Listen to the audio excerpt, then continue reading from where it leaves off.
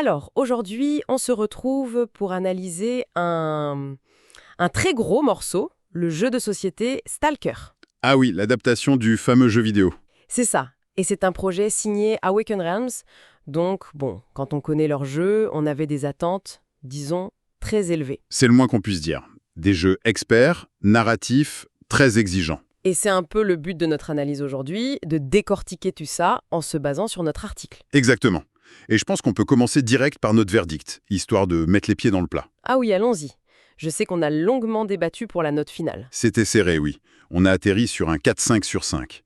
C'est très très haut, mais ça vient avec d'énormes avertissements. Voilà, c'est un des meilleurs jeux narratifs de ces dernières années, mais, et c'est un grand mais, il n'est pas du tout pour tout le monde. Et tout l'enjeu, c'était de définir pour qui, justement.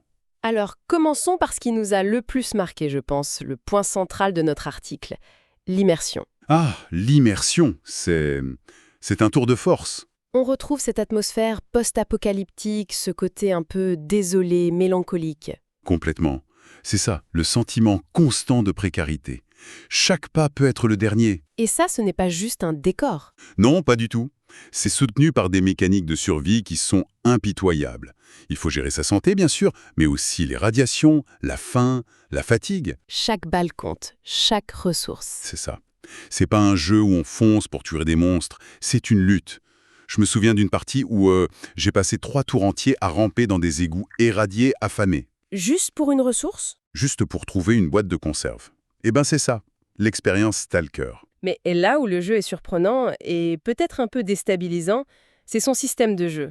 On l'a qualifié d'atypique dans notre article. Oui, il y a une dualité assez étrange. D'un côté, on a un jeu de placement très tactique, presque mathématique. Ouais.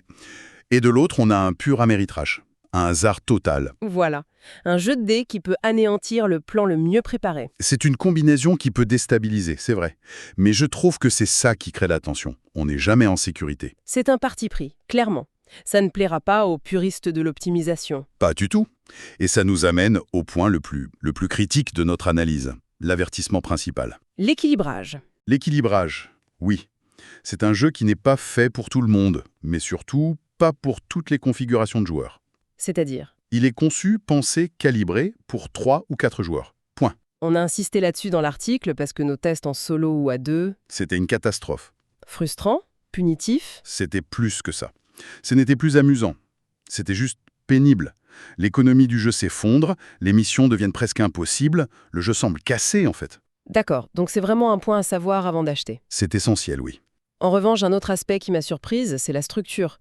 Je m'attendais à un monstre de 80 heures, comme leurs autres jeux. Et non. Et c'est une excellente chose, je trouve. Ça le rend plus accessible. Beaucoup plus.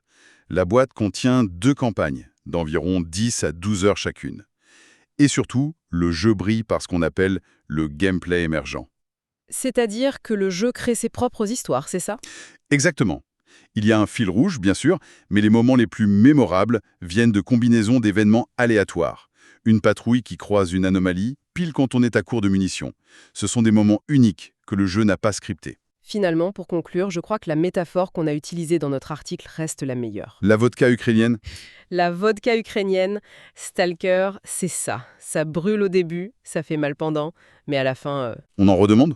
C'est tout à fait ça. Mais il faut être le bon public. et avec les bons compagnons. Exactement. Et ça soulève une question intéressante, je trouve, pour l'avenir des jeux narratifs. Ah oui. Lesquels ?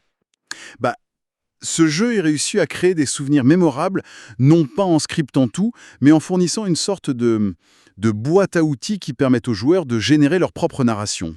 Une sorte de bac à sable narratif. Voilà.